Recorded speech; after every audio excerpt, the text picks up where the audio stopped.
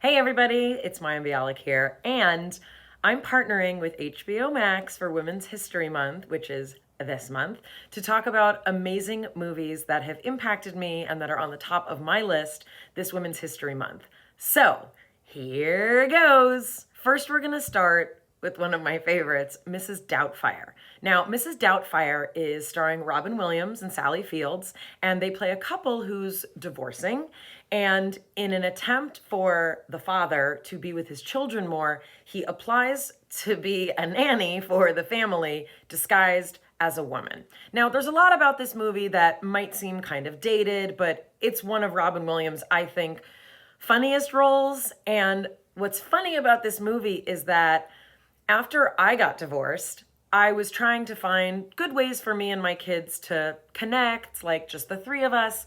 And they were 4 and 7 at the time. And I think when they were about 5 and 8, so about a year after I got divorced, they watched Mrs. Doubtfire with me. And I was like, I think this is a great movie for us. I completely forgot the whole part about divorce.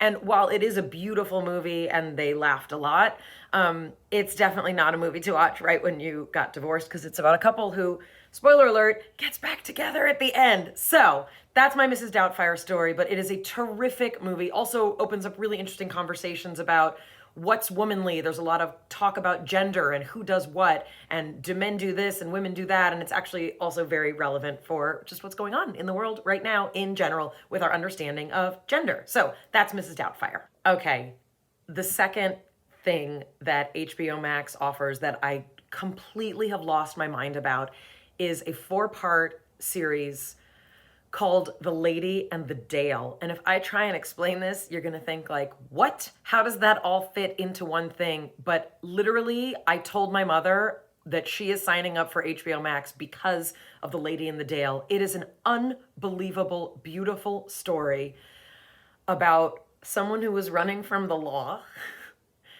who happens to be presenting as a man and eventually makes the transition to be a woman, all while essentially having a disguise for herself, even though that wasn't her motivation. Oh, also, she was the creator of a 3-wheeled vehicle called the Dale. And this documentary is visually beautiful.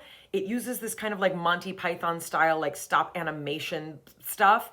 And the story of this woman and the family that she raised while running from the law and also having this other identity also opened up incredible conversations with me and my kids about trans people, about what it is to be a woman, about what it is to be a mother. It's really, really complicated, so fascinating, and just such an empowered, incredible woman.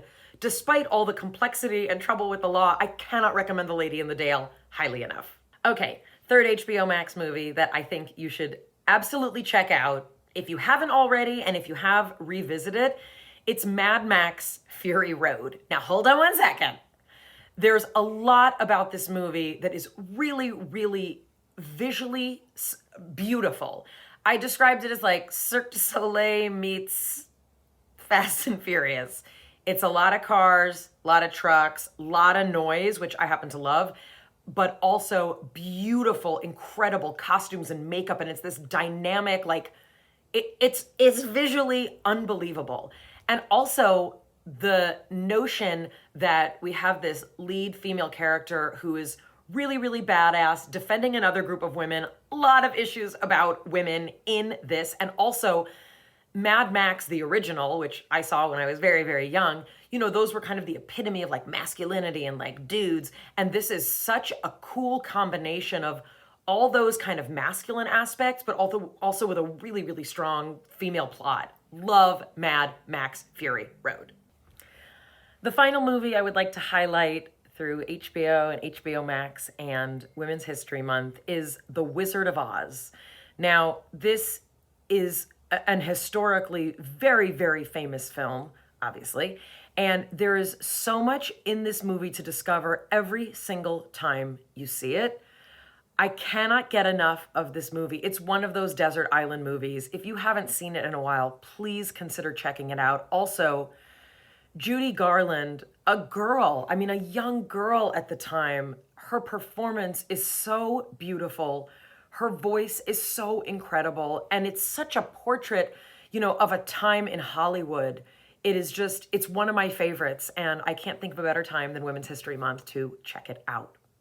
I want to thank HBO Max for including me in letting me discuss what movies are at the top of my list for Women's History Month. Please check them all out. I'll include the links below. And that's it. Happy Women's History Month.